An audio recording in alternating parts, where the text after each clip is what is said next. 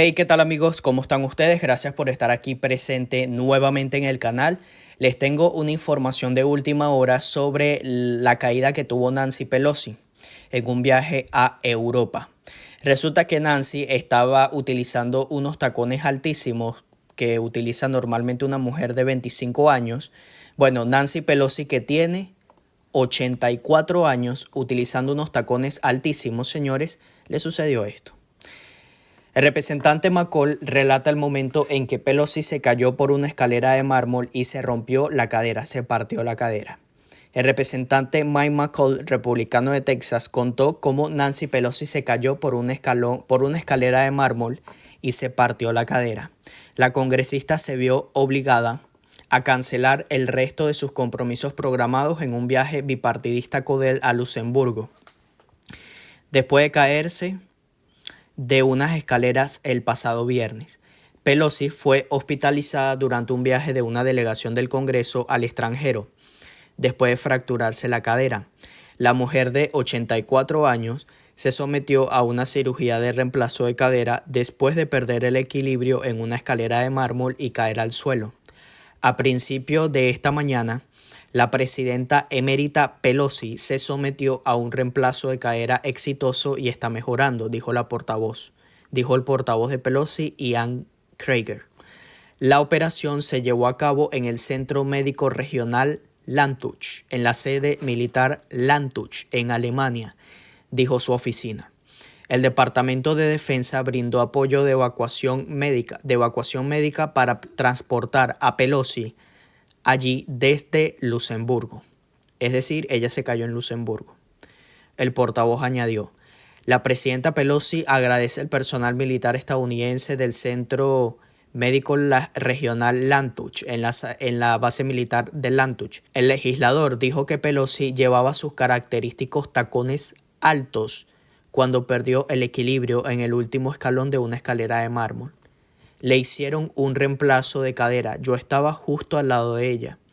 A ella le gusta usar tacones altos, muy altos.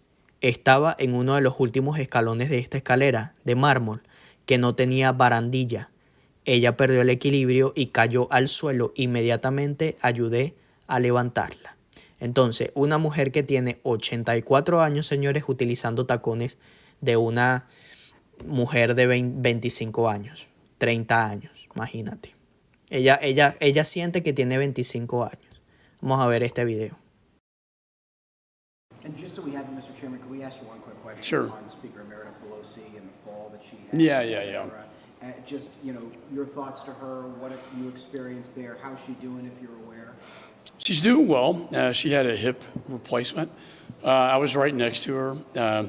She likes to wear high heels, very high.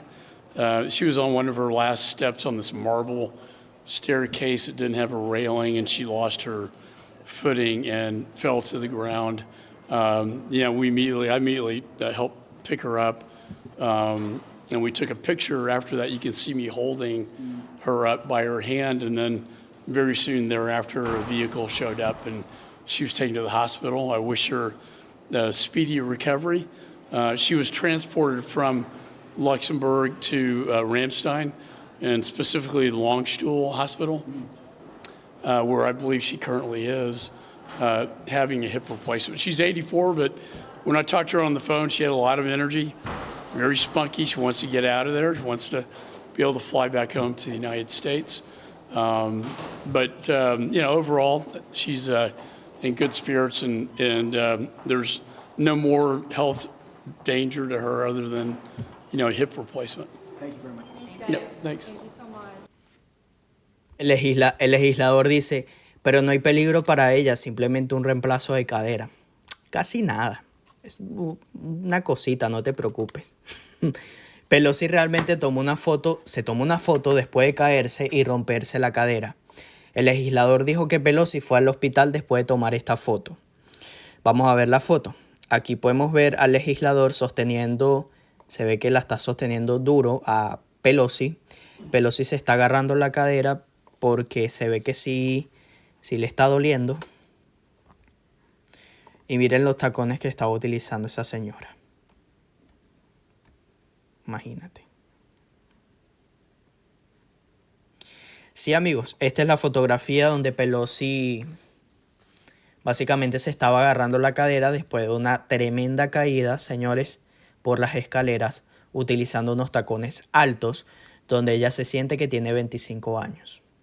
Vamos a ver este informe. Deadly insurrection, and not described by one news outlet or one politician, but in unison by all of them, almost like it was coordinated. A deadly insurrection. That's how history may record January 6th. But the tape that we reviewed from within the building on that day proves it was neither an insurrection nor deadly. Here it is. January 6th, when an estimated 2,000 rioters breached the Capitol building, causing the deaths of 5 police officers. Certain dates echo throughout history. December 7th, 1941. September 11th, 2001. And January 6th. The mob beat officers with anything they had on them, hockey stick, a flagpole, a fire extinguisher. Police officers died. Donald Trump supporters who, of course, rioted and killed police officers. By the evening of January 6th, the Democratic Party and its publicists in the national news media had settled on a description of what had happened that day. They distilled an enormous number of highly complex events that even now we don't fully understand, into a single emotionally laden political slogan, which they've repeated for years with remarkable discipline. January 6th, they said, was a deadly insurrection. There was a deadly insurrection that the right wing is trying to cover up. He incited a deadly insurrection. Incited a deadly insurrection. The violent, deadly insurrection on the Capitol 9 months ago, it was about white supremacy, in my view. A deadly insurrection. Everything about that phrase is a lie. Very little about January 6th was organized or violent. Surveillance video from inside the Capitol shows mostly peaceful chaos. But the slogan worked. The term deadly carries enormous emotional power, which is why they used it.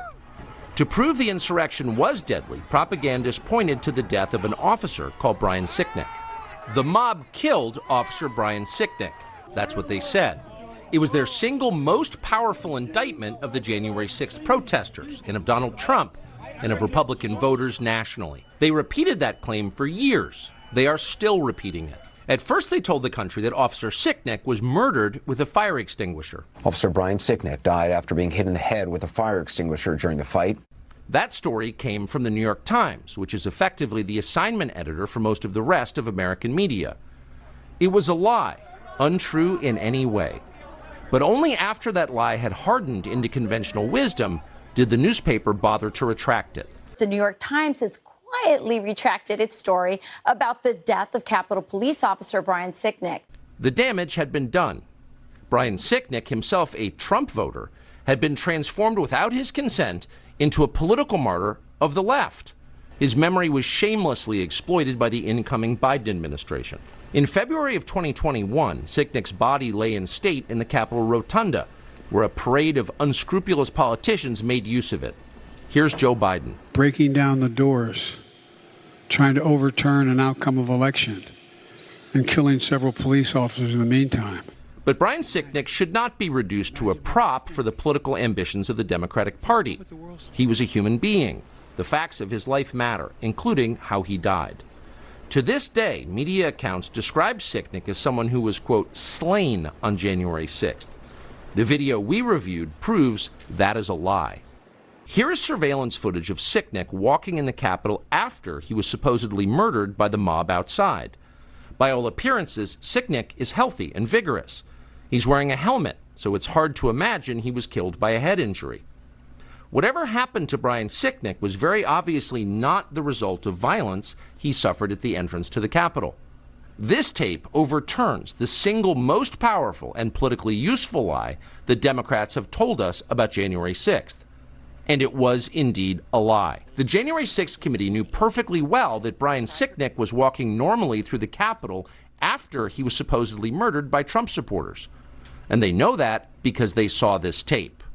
We can be sure because the footage contains an electronic bookmark that is still archived in the Capitol's computer system. That means that investigators working for the Democratic Party reviewed this tape. They saw it, but they refused to release the tape to the public. Why? Because this tape would shatter the fraud they were perpetrating on the country. Because hiding the truth served their political interest. They lied about the police officer they claimed to revere. If they were willing to do that, then their dishonesty knew no limits.